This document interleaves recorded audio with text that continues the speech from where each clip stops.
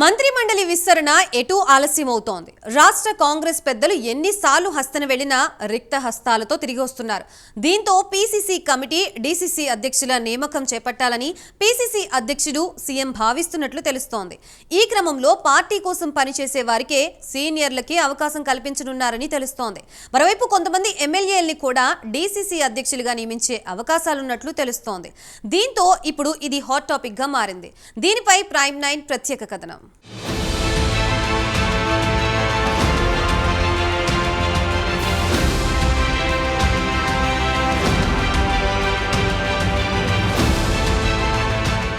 DCC అధ్యక్ష నియామకాలు ఇప్పుడు తెలంగాణ కాంగ్రెస్లో హాట్ టాపిక్గా మారింది. మంత్రిమండలి విస్తరణ ఆలస్యం కావడంతో కనీసం పీసీసీ కమిటీ, డీసీసీ అధ్యక్షుల నియామకమైన చేపట్టాలని పార్టీ పెద్దలు భావిస్తున్నట్లు తెలుస్తోంది. రాబోయే స్థానిక సంస్థల ఎన్నికలను దృష్టిలో పెట్టుకుని ఈ నియామకాలను త్వరగా పూర్తి చేయాలని ఆలోచిస్తున్నట్లు సమాచారం. దీనికోసం పెద్ద కసరత్తు చేస్తున్నట్లు ఆ పార్టీ వర్గాలు చెబుతున్నాయి. మొత్తం 33 జిల్లాలకు కొత్త అధ్యక్షులను ఎంపిక చేసేందుకు కాంగ్రెస్ పార్టీలో కసరత్తు ప్రారంభమైనట్లు తెలుస్తోంది. స్థానిక సంస్థల ఎన్నికల నేపథ్యంలో బలమైన వ్యక్తులను డీసీసీ ప్రెసిడెంట్లుగా ఎంపిక చేయాలని ప్లాన్ చేస్తోంది. ప్రజలతో సత్సంబంధాలు కలిగి నాయకులందరినీ సమన్వయం చేయగలిగే వ్యక్తులను సెలెక్ట్ చేయాలని పార్టీ ఆలోచిస్తోంది. అంతేగాక ఆర్థికంగానూ బలంగా ఉండేవాళ్లను ఎంపిక చేయాలని లక్ష్యంగా పెట్టుకున్నారు. ఇందులో భాగంగానే 2 రోజుల నుంచి కొత్త డీసీసీ అధ్యక్షుల ఎంపికపై పార్టీలో చర్చ మొదలైంది.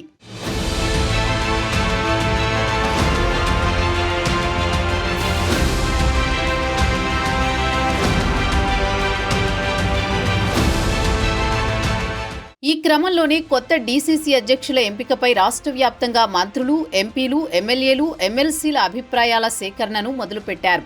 అంతేగాక క్షేత్రస్థాయి నేతల నుంచి కూడా వేర్వేరుగా సమాచారం సేకరించనున్నారు. గతంలో కొన్ని పేర్లు సూచిస్తూ కొందరు నేతలు సిఫార్సులు చేశారు. వివిధ నేతల సిఫార్సుల ద్వారా కొంతమంది ఆశావహులు డీసీసీ పోస్టులకు అభ్యర్థనలు పెట్టుకున్నారు. వీటన్నింటినీ పరిశీలించి సమర్థవంతమైన లీడర్లను ఎంపిక చేయాలని పార్టీ అధ్యయనం చేస్తున్నట్లు సమాచారం. మరోవైపు 2023లో జరిగిన అసెంబ్లీ ఎన్నికల తర్వాత కొందరు డీసీసీ ప్రెసిడెంట్లు ఎమ్మెల్యేలుగా ఎన్నికయ్యారు. దీంతో ఆయా జిల్లాల్లో పార్టీ అధ్యక్షుడి పోస్టులు ఖాళీగా ఉన్నాయి. మరికొన్ని జిల్లాల్లో దీర్ఘకాలంగా అధ్యక్షులుగా పనిచేస్తున్న వాళ్లు ఉన్నారు. దీంతో కొత్త అధ్యక్షులను నియమించాలని పార్టీ భావిస్తోంది. పీసీసీ కార్యవర్గం ప్రకటన తర్వాత కొత్త డీసీసీలను వెల్లడించే అవకాశం ఉన్నదని పార్టీలో అంతర్గతంగా చర్చ జరుగుతోంది. అంతా కలిసొస్తే సంక్రాంతిలోపే పీసీసీ కొత్త కార్యవర్గం, జిల్లా అధ్యక్షులు తదితర పార్టీ పదవుల అనౌన్స్ చేసేందుకు పార్టీ ప్రయత్నం చేస్తోందని తెలుస్తోంది.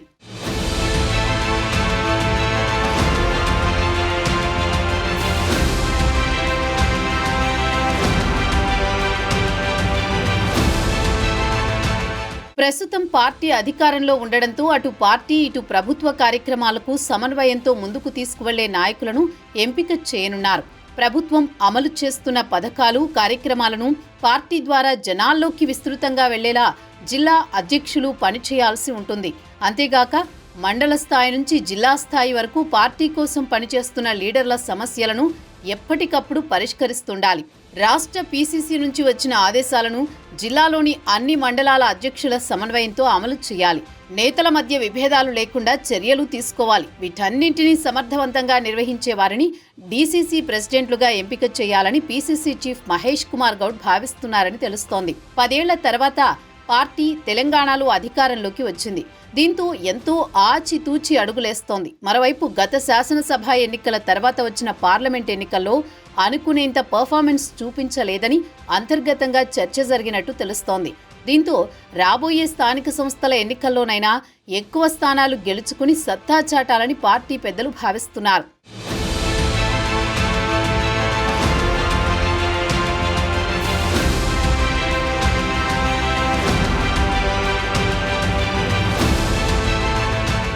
మరోవైపు పార్టీ పదవుల్లోనూ ప్రభుత్వంలోని కొంతమందిని భాగస్వామ్యం చేస్తే మెరుగైన ఫలితాలొస్తాయని పార్టీలోని వివిధ స్థాయిల్లోని నేతల అభిప్రాయం వ్యక్తం చేసినట్టు సమాచారం.